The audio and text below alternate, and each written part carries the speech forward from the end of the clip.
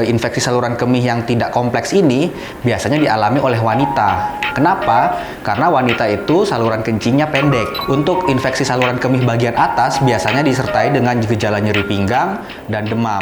Nah,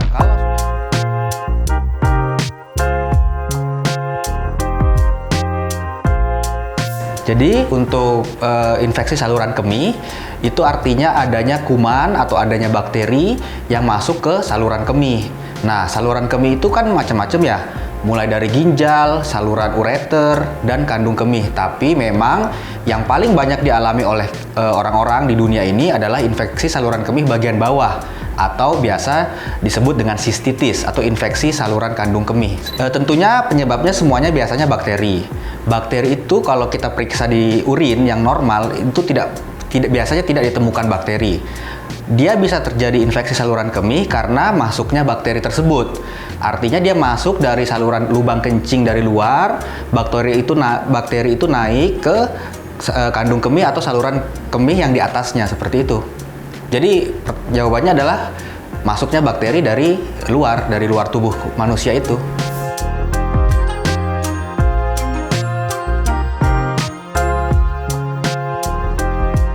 Untuk gejala yang biasanya dialami oleh orang-orang yang mengalami infeksi saluran kemih, biasanya yang paling sering adalah gejala anyang-anyangan, atau biasanya disertai dengan gejala nyeri saat kencing, terutama di akhir kencing, kemudian rasa ingin kencing terus-menerus. Pada saat pasiennya ingin mengeluarkan kencingnya, hanya sedikit yang keluar. Kemudian ada rasa tidak nyaman di daerah perut bagian bawah, atau pada kasus yang lebih berat disertai dengan kencing berubah warna seperti berwarna merah atau kencing berdarah.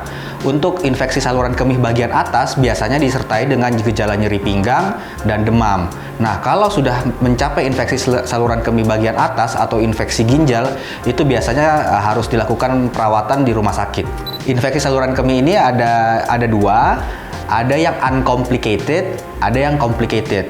Kalau yang uncomplicated itu artinya infeksi saluran kemih sederhana. Jadi dia tanpa ada penyebab apapun, memang ada bakteri yang masuk. Biasanya dipengaruhi oleh gaya hidup, misalkan suka menahan kencing atau kurang minum. Dan biasanya untuk yang infeksi saluran kemih yang tidak kompleks ini biasanya dialami oleh wanita. Kenapa? Karena wanita itu saluran kencingnya pendek, beda dengan laki-laki. Makanya jika infeksi saluran kemih ini terjadi oleh laki-laki, itu sudah pasti golongan infeksi saluran kemih yang complicated, sehingga jauh lebih kompleks untuk mengobatinya. Karena laki-laki itu saluran kemihnya panjang, jadi dia mestinya kalau tidak ada gangguan apapun, dia mestinya tidak mengalami infeksi saluran kemih. Beda sama perempuan.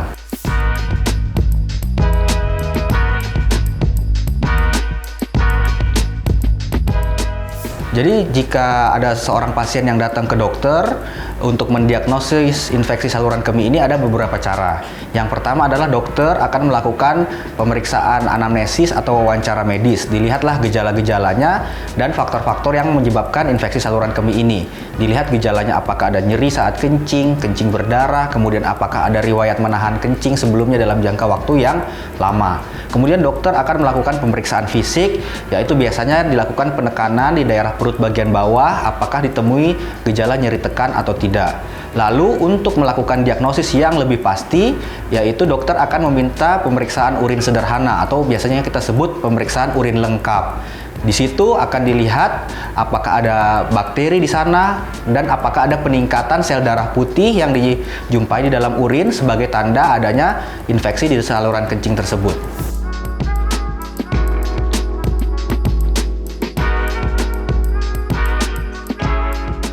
Jadi sebenarnya ISK yang sederhana itu biasanya kadang-kadang akan sembuh dengan sendirinya. Karena tubuh itu memiliki mekanisme pertahanan alami, yaitu kencing.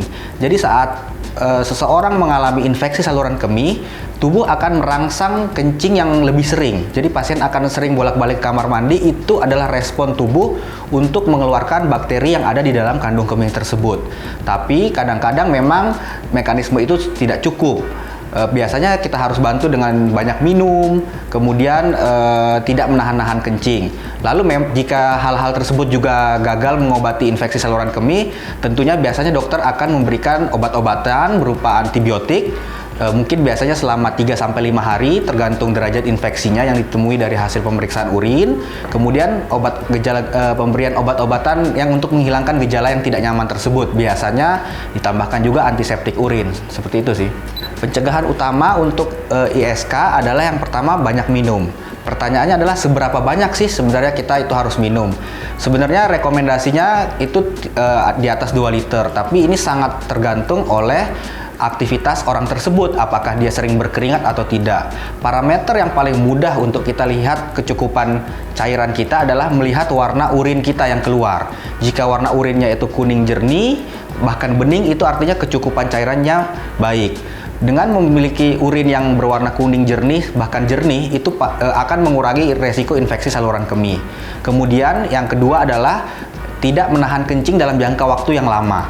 Jadi memiliki pola kencing yang teratur 3-4 jam sekali itu disarankan jika ingin mencegah infeksi saluran kemih. Kemudian yang ketiga adalah untuk perempuan disarankan untuk arah ceboknya benar. Jadi kita tahu saluran kencing perempuan itu terletak di bagian depan, sehingga kalau perempuan ingin cebok dia harus membalik arah ceboknya, yaitu dari depan ke belakang, agar kuman-kuman yang berasal dari saluran buang air besar atau anus itu tidak masuk ke saluran kencing.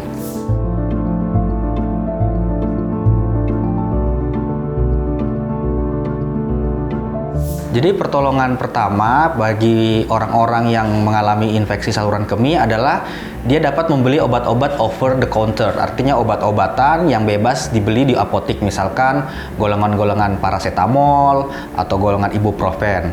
Kemudian pasien juga disarankan untuk banyak minum 2-3 liter sehari, lalu jangan menahan kencing dalam waktu jangka yang panjang.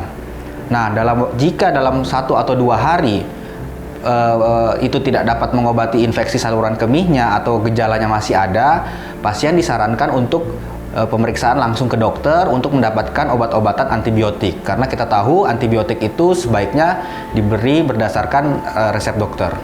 Komplikasi yang terjadi akibat infeksi saluran kemih tidak ditangani, yang pertama adalah terjadinya batu di saluran kencing. Jadi bakteri-bakteri yang terkumpul tersebut dapat bergabung dan akhirnya terjadilah batu. Kemudian dapat terjadi infeksinya menaik ke arah ginjal atau biasanya kita sebut pyelonefritis, yaitu infeksi yang sudah sampai ke arah ginjal yang dapat membahayakan si pasien. Jadi komplikasi yang paling berat ya 2 tadi, adanya batu dan infeksinya naik ke arah ginjal yang membahayakan nyawa si pasien jika tidak ditangani dengan baik.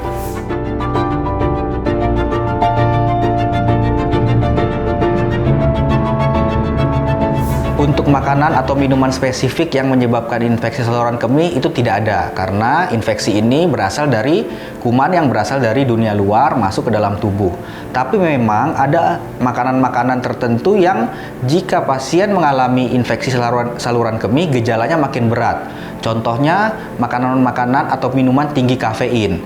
Jika pasien mengalami infeksi saluran kemih dan dia mengkonsumsi kafein yang tinggi, maka gejalanya akan makin berat karena dia akan makin beser, kencingnya makin tidak nyaman, makin sakit, dan akan memperberat gejala ISK-nya. Tapi hubungannya antara kafein dan ISK itu tidak ada hubungannya, hanya memperberat gejala jika terjadi infeksi saluran kemih.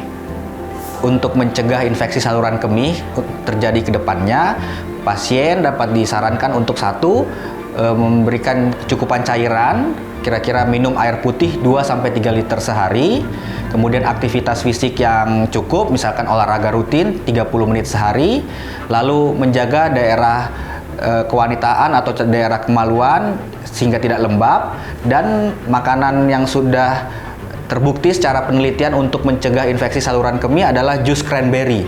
Itu sudah diteliti di seluruh dunia bahwa orang yang rutin mengkonsumsi jus cranberry ini akan tercegah dari infeksi saluran kemih.